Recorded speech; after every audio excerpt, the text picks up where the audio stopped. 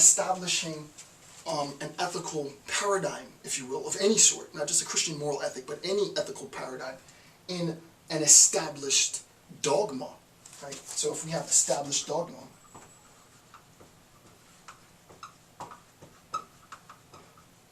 then what we have is a society out here, and the arrow only goes one way, right? There is no give back. There is only come to us.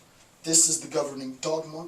You ought to come here, right? Is ought, right? Is ought. You ought to come and establish your society in accordance with dogma, right? So that the establishment becomes the, if you will, the direction in which, ideological direction in which society should, it becomes the ideological trajectory of society, to be technical. Okay, so hopefully that is clear. Why is that advantageous? Why is that appealing? Why is that desirable? Well, it granted man an absolute value. Now we have a value that doesn't and isn't contingent on sort of social whim, right? Okay, yeah, so it's the case that, you know, society is becoming more inclusive now. This is just an example. I don't want people going crazy, right? I'm just trying to explain Nietzsche. I think this is a very clear example to explain him. It is the case that we did not recognize the value of homosexual lifestyle or homosexuality, homosexual identity. Society has changed. We have now become more embracing, more inclusive, more understanding. That understanding and that inclusivity is contingent on a recognition that values and social life are inseparable, right, for social constructionists or those of that type. The alternative view is that no, we say that homosexuality is wrong, and it will always be wrong, no matter what society says. It is the obligation of society to recognize the truth, and that truth is that this is a deplorable act and an abomination, blah, blah, blah, blah, blah. Just to be clear, I'm just trying to explain the information. I'm not going to get into a debate on what I believe, or that's not what's relevant. What's relevant is for you to understand what Nietzsche is attempting to do, and this, I think, is a very clear way of making sense of sort of the very, very minute details that often get overlooked in a discourse of Nietzsche.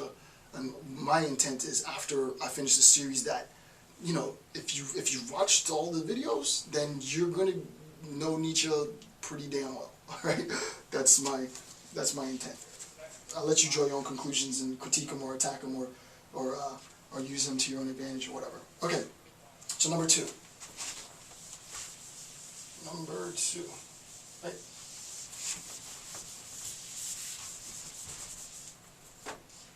Number two. Important. All right, so this is important. This is key. Number two, another quote.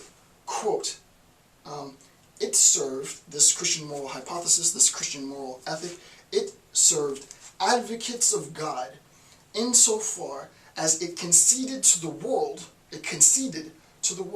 in spite of suffering and evil, the character of perfection. Despite the fact that we have an established dogma,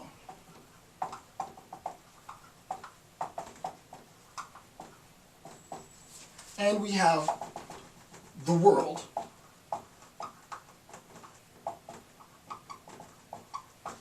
so we have an established dogma, and we have the world, society at large. It served advocates of God. It was beneficial for theists, insofar as it conceded to the world in spite of suffering and evil. And obviously this is exactly why I used Nietzsche as much as I did in my analysis, because my dissertation and basically everything that I'm going to do for the rest of my life is around evil, atrocities, violence, genocide, blah, blah, blah, right? So, you know, to understand evil, if you agree that there is this thing called evil, then you sort of need to be rooted well in Nietzsche, and this is how I arrived at his text, right? So in spite of suffering and evil, the character of perfection. So there is perfection.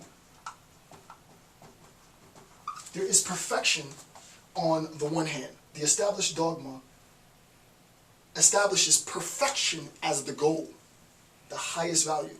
What higher value could you have other than perfection? I'm going deep already, right? And I'm going to go slow because this is very critical. The established dogma establishes perfection as the ultimate, right?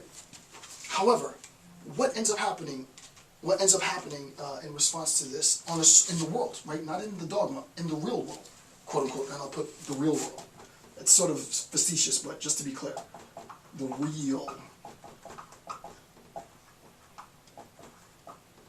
Now that's more mean, that might be loaded, right? There's a bit of a jab there in saying the real world. But the character of perfection, including freedom, evil appeared full of meaning.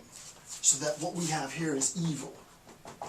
Evil, deviance, slothfulness. You fill in whatever your favorite sin is, right? So we have evil in the world, and obviously it can't be an exchange between perfection and evil, as I said before, right?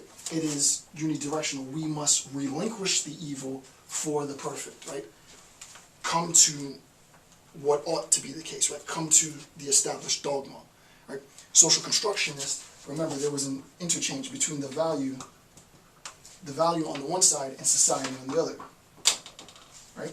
That does not hold in this, right? That does not hold in this paradigm. This social constructionist paradigm in which we have an intimate relationship between value and society does not hold in this paradigm where we're saying, and he says it, this is a quote from Nietzsche. Now granted, I mean, this is why I'm doing what I'm doing, because who would know that that's what he meant in that sentence?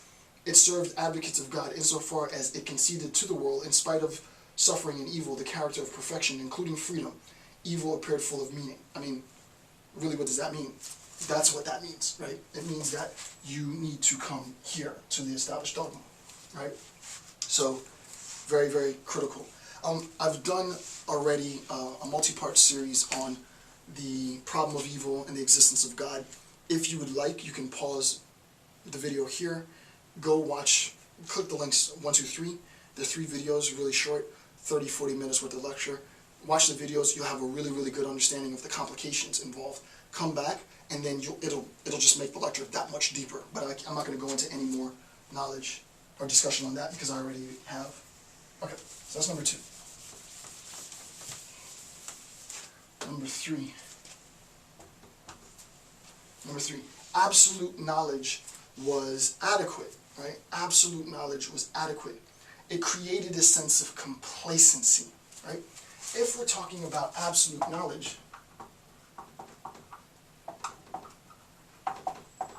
and I discussed this in the video 1, 2, 3 on the problem of evil, and I forget what I did, like truth tables and the problem of evil or something like that. It was one of the first videos I did on my YouTube channel. If we're talking about absolute knowledge, well, we can see that if we have absolute knowledge, we're talking about, right?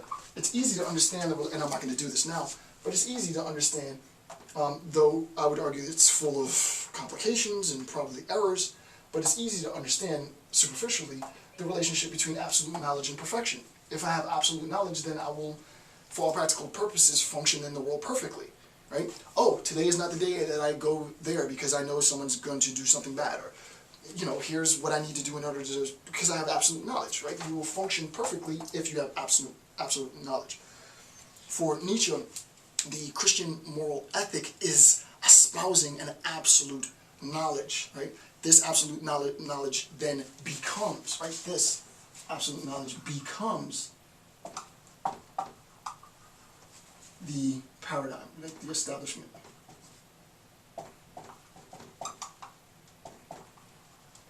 Right? It becomes the establishment. And then it governs itself as being, if you will, right? So that it becomes, and this becoming it's just because it's really ineffable. I can't really, there are no words to say it, because it isn't the case that it ever wasn't there. How do I do it without doing too complicated? It's always been the case that the Christian moral ethic established itself as the object of social trajectory. But if you think of it conceptually, in its infancy, it was in the process of